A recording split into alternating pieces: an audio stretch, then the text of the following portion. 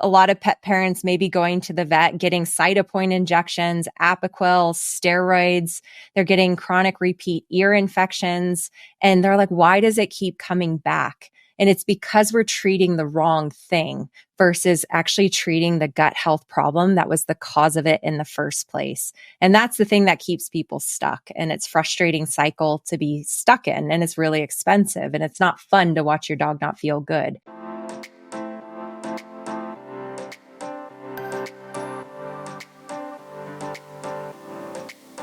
Welcome to the Pet Care Report podcast by Pet Summits. Here's your natural dog healthcare host, Alora McKinley. G'day guys, welcome back to the Pet Care Report. Now, have you thought about your dog's gut health recently?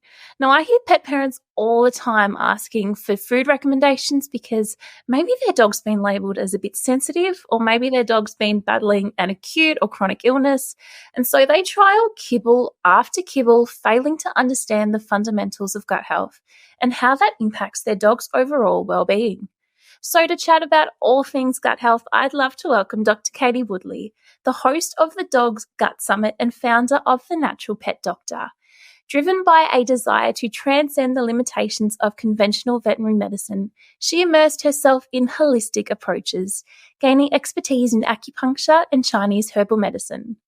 With a rich background in conventional veterinary practice, she now champions holistic pet care, offering comprehensive natural treatment options. As a leading advocate for holistic veterinary medicine, Dr. Woodley is dedicated to educating pet parents on the benefits of natural care for their pets' overall health and well-being. Thank you so much for joining me today, Dr. Katie. Thank you so much for having me. Could you start by explaining the fundamentals of gut health in dogs? Yeah, I think, the big thing that a lot of pet parents miss is that with gut health, it's actually connected to the rest of the body. And so when we start seeing symptoms of a gut health problem, a lot of pet parents and even my veterinary colleagues miss it. This could be signs like ear infections, diarrhea, of course, gassiness, itchiness. So they're licking and chewing at their paws. Even behavior issues can be a sign that we have a gut health problem. And so we need to look at looking outside of the gut and symptoms to realize the gut is connected to the rest of the body. And when we look at the gut too, it's not just about digesting the food. It's very, very important that we're breaking down the food into the proteins and the vitamins and the minerals and the nutrients. But the gut is much more complex than that because of the microbiome. And we have a lot of research out there now about the microbiome and the trillions of different types of microorganisms that make up the microbiome, like the bacteria, the protozoa, the fungi, all the things that should hopefully be playing nice and happily together to make up that entire ecosystem that are then also communicating with the immune system and the rest of the body to hopefully keep your dog nice and happy. So it's quite a complicated system, but when we start breaking down the fundamentals of those connections and understanding and realizing, then we're less likely to miss a problem that then can cascade into so much more vet visits and bills and all the things that pet parents don't want to deal with. Now, our gut health really does impact so much of our dog. So what kind of signs indicate that a dog might be experiencing a gut health issue? Yeah. So going back to everything is connected.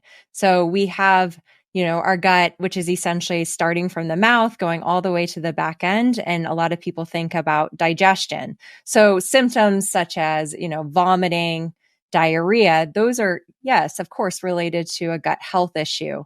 But it's the symptoms like acid reflux, where a pet might be sitting there and kind of retching, or they look like they're burping a lot, or they're doing a downward dog stance, like a prayer stance after eating. That could actually be a sign that they have acid reflux problems, and it's commonly missed. The other thing too is that we see a lot of skin issues when we have a gut problem. So a lot of pet parents may be going to the vet, getting Cytopoint injections, Apoquel, steroids. They're getting chronic repeat ear infections, and they're like, why does it keep coming back? And it's because we're treating the wrong thing versus actually treating the gut health problem that was the cause of it in the first place. And that's the thing that keeps people stuck. And it's a frustrating cycle to be stuck in, and it's really expensive, and it's not fun to watch your dog not feel good. So we need to be thinking about, well, what is the cause? Why is the symptom here? And most of the things that our dogs deal with actually come back to a gut health problem. And you touched on it briefly just before, because we know that the gut also affects the mental well-being and behavior of a dog. And we're learning more and more about the gut-brain axis. Can you just briefly elaborate on what that is and then how it impacts a dog's behavior? Yeah. So, you think about, so it's frustrating when your dog doesn't listen to you, right? And you're like, why? You used to know this command. And especially as dogs get older too, this can happen. And you're like, you know how to sit, but they're like, I don't want to sit, as long as you rule out pain and osteoarthritis, of course. But it could actually be a gut problem. And the reason for that is that we have this gut brain axis, and it's connected with what's called the vagus nerve. This is the longest, probably one of the most important nerves in the body. And there's this direct bi-directional communication happening from the gut all the way up to the brain, and the brain is communicating all the way back down to the gut. And what can happen is all those microbes that I talked about with the microbiome, we should have a lot of diversity. So different types of microbes. We should also not have an overgrowth of pathogenic or bad bacteria. So things like Clostridium or E. coli can be common, especially in pets dealing with chronic health issues. So if we have those, what can happen is that ecosystem's not happy, it's not healthy, and it's creating inflammation in your pet's gut lining. And then what happens is that we know the immune system's closely connected. So we have what are called tight junctions in our gut, should be held nice and tight together. When we get inflammation, they start separating and spreading because they swell. This is then going to allow food, bacteria, and toxins to pass through. Well, what's sitting on the other side of the gut cells is the immune system and the bloodstream, and also the nervous system is connecting downwards too. And so if we have lots of inflammation, the body's going to be irritated and aggravated and overreact. And then that's where we see symptoms occur elsewhere in the body. So we get these signals that are sent along that vagus nerve all the way up to the brain. And this is where we call it like brain on fire. And our dogs are like, I can't listen to you because I'm like feeling crazy inside. I've got inflammation in my brain. I can't focus on something. I feel really unsettled. You can see more reactivity. So dogs that are noise reactive, and you're like, they used to be okay with thunderstorms. Now they're not. Or they're jumpy. Like you're like, you move and you're like, why is Fifi so jumpy all of a sudden? Right. And it's because we actually have a gut problem, and now it's communicating with the brain, of course, and it's affecting that. And so we're seeing it as a behavior problem. Now, I'm not against drugs, right? There is a time and a place for Prozac and things like that if we need it for quality of life. However, if we haven't addressed the underlying reasons for why those behavior issues can occur, then we're essentially just drugging our pets for no reason. And there is a reason. We have to ask, why is this behavior occurring? And we have to look at the gut.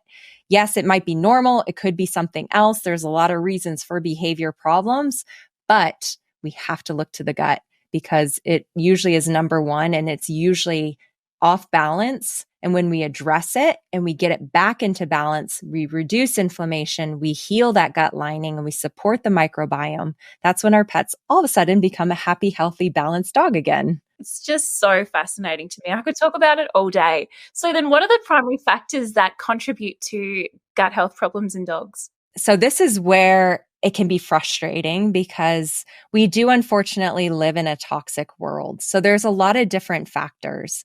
Now, pet food is, food is medicine, and it is the foundation for health. Hippocrates, thousands of years ago, did have it correct. And this is where, unfortunately, a lot of dogs are on processed food diets. So when we talk about processed food, this is where we're talking about kibble.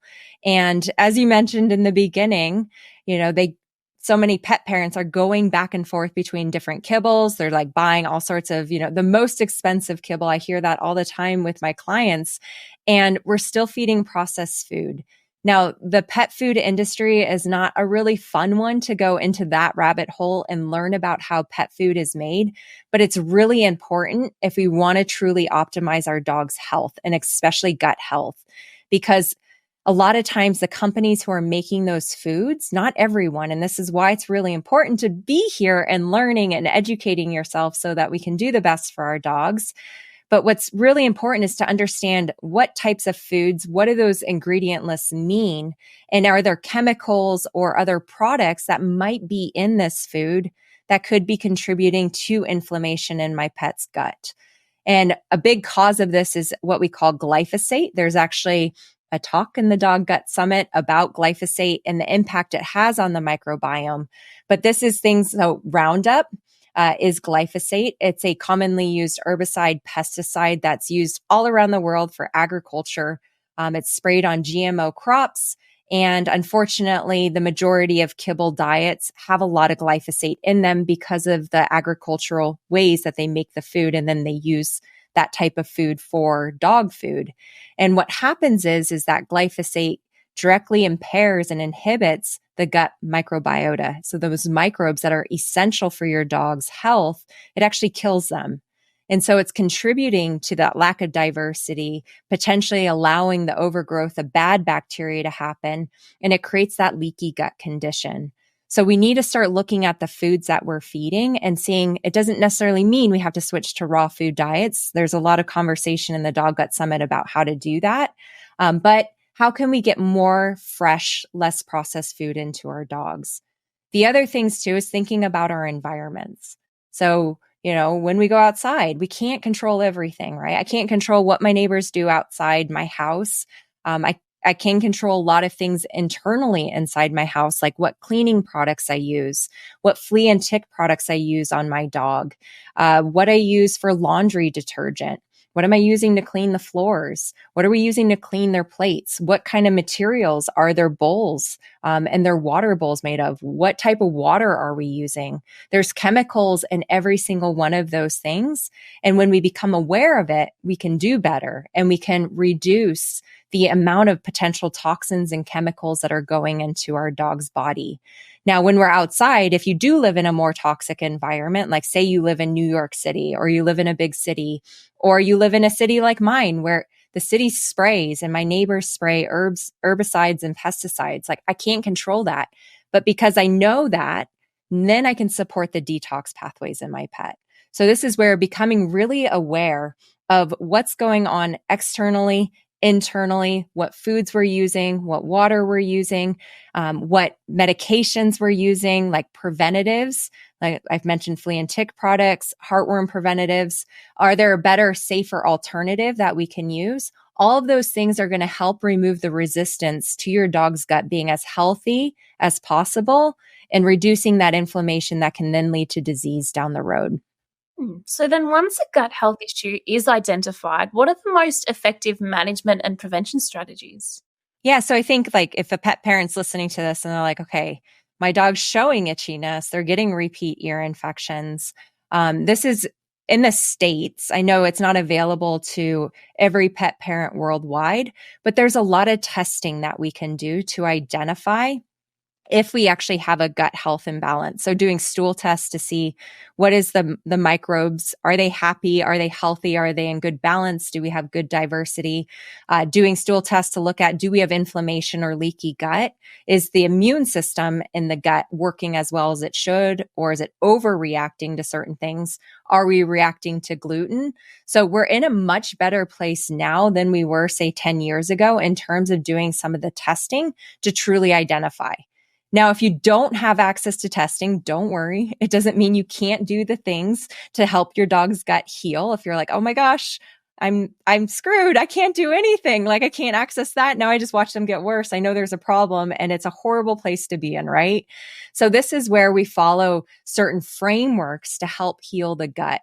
And this is where we'll be going a lot through this in the Dog Gut Health Summit and also too in the follow-up workshop where we're going to take a deep dive into what those frameworks look like and how to individualize it for your dog's care if you are in this situation with a gut health problem.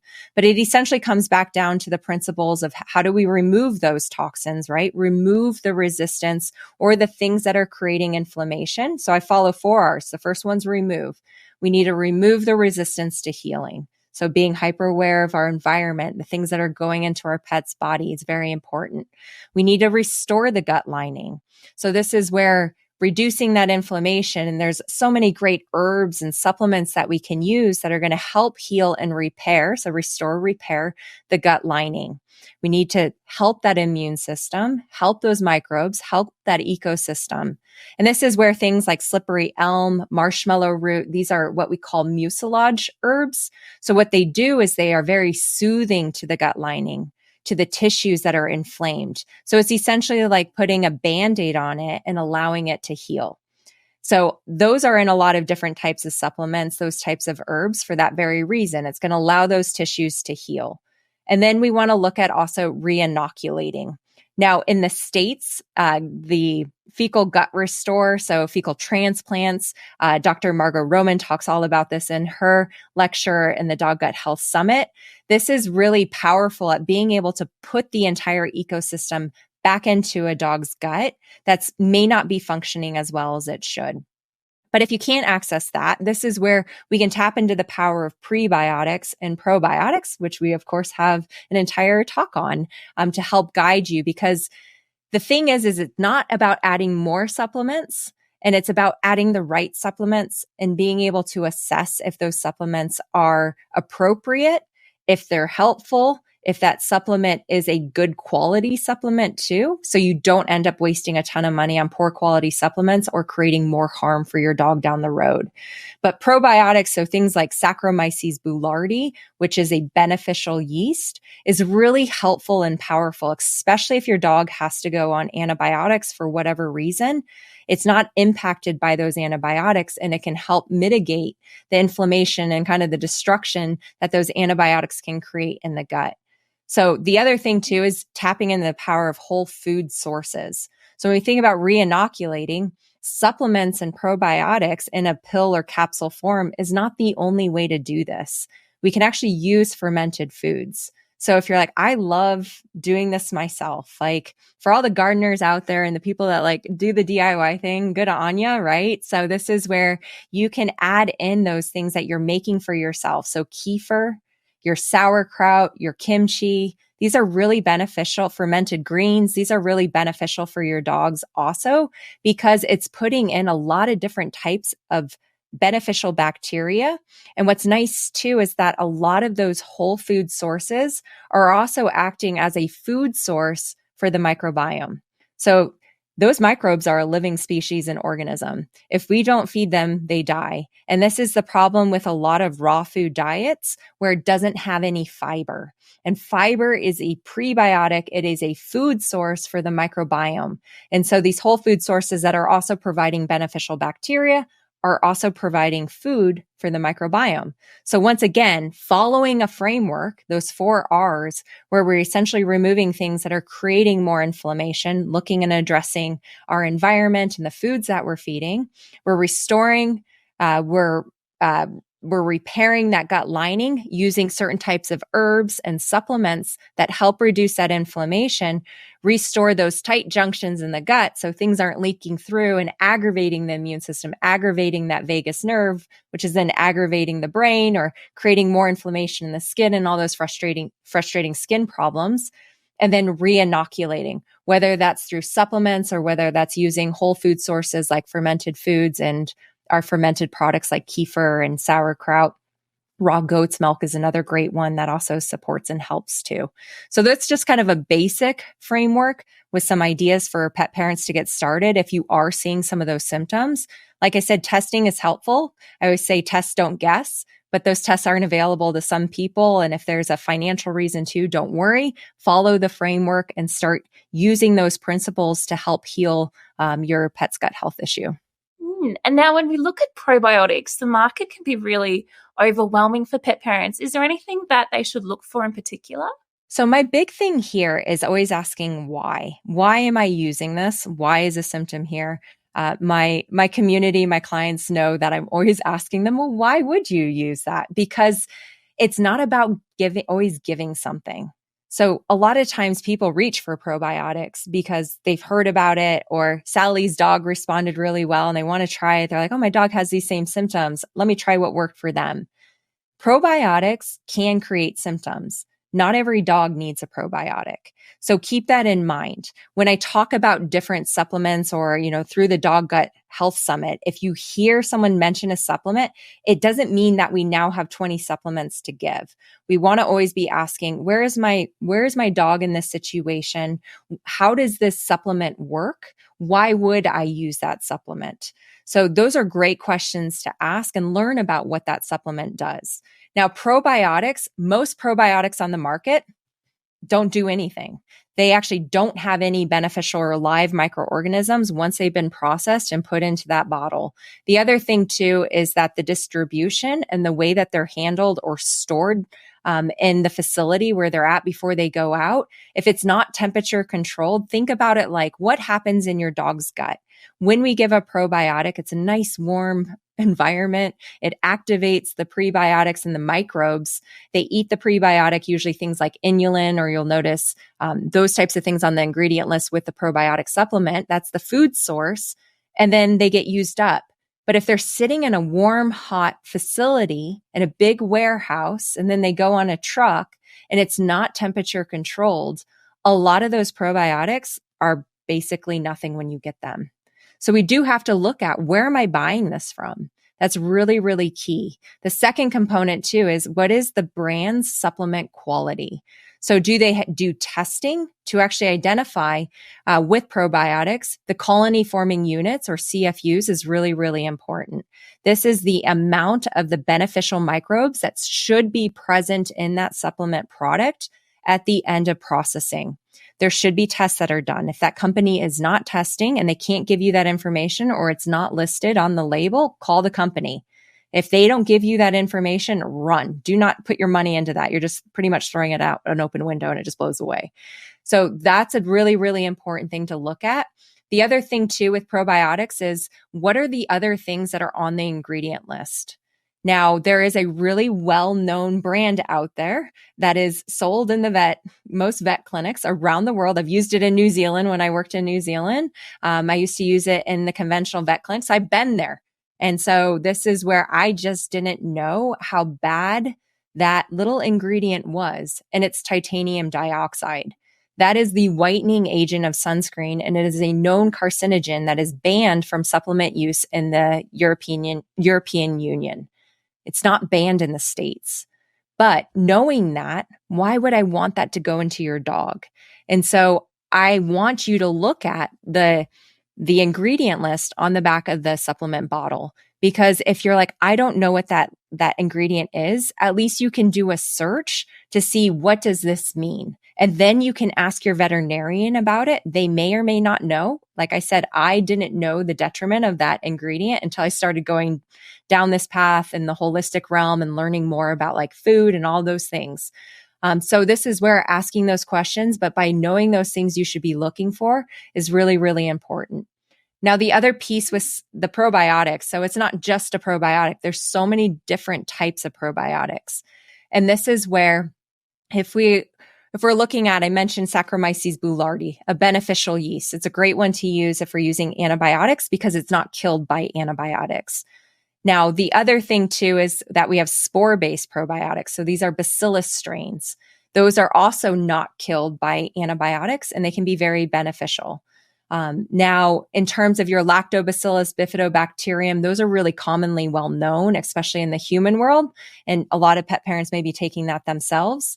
This is where starting small and working your way up, especially for a really sensitive pet, because it can potentially create more histamine reactions. So if you have a pet with allergies, we don't want them getting more itchy and creating a detox reaction or a potential die-off with some of these potent probiotics. So this is where it's really helpful to make sure you're using good quality brands, that you're doing your research, you're talking to your veterinarian too, to get an idea of what probiotic is best to use in this situation. And also to, most importantly, keep in mind, my pet may not need a probiotic. Remember, following those 4 R's We need to make sure we're healing the ecosystem. If we miss that mark and we're only using a probiotic, we did nothing to reduce that inflammation and heal those tight junctions in that gut lining. So it's one piece to the puzzle, and it's not always a piece we add in. I know that's not straightforward, but I see supplements so overused and pet parents waste a ton of money when in reality, we should have improved the diet first. And a lot of times that actually heals the dog's gut health issue versus having to spend all the money over and over and over again and being frustrated when I would have rather them put the money into the food. And just out of curiosity, do they need to be, if we are going to feed a probiotic supplement, does it need to be dog specific, or can we substitute it with maybe a human probiotic? It's a great question. It has a lot of controversy around that question. So there are now pet specific probiotics. It makes sense to feed like a dog specific probiotic, right? Mm-hmm. Like when you think about it, why would they're not a human? They don't have a dental structure like us. They are not an omnivore. They're a carnivore. They're not an obligate carnivore. They can digest some plant matter. They have evolved alongside us, but we have different GI tracts. That's why dogs can tolerate, or a lot of dogs, when they have a healthy gut health, or when they have healthy gut, they can tolerate a raw food diet, whereas we can't. And so, yes, we can potentially use a human probiotic if we don't have other alternatives, because I recognize like we have an international pet parent community here. And so that's why I'm not listing brands, because some people can't access that.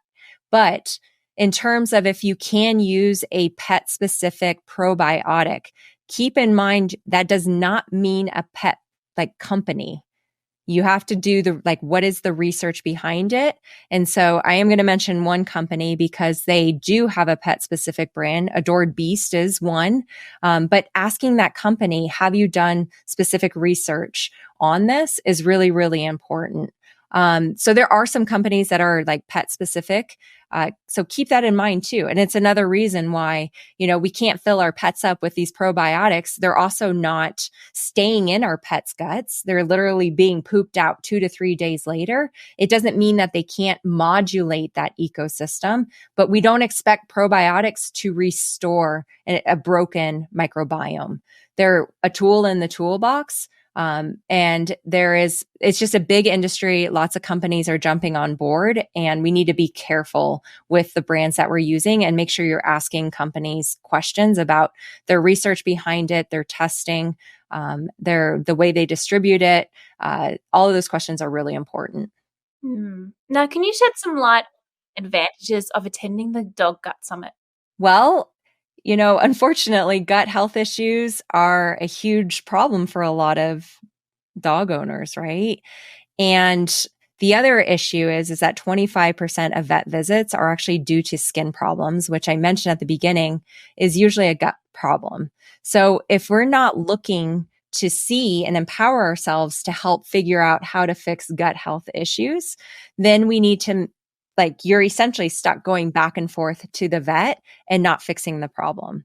So this is where empowering yourself with the knowledge and the tools from all the different speakers that come from a wide variety of areas in vet medicine is really, really important, because you'll be learning about the different diagnostic tools, how to interpret that, the different supplements, the different types of foods, how your dog's gut actually works.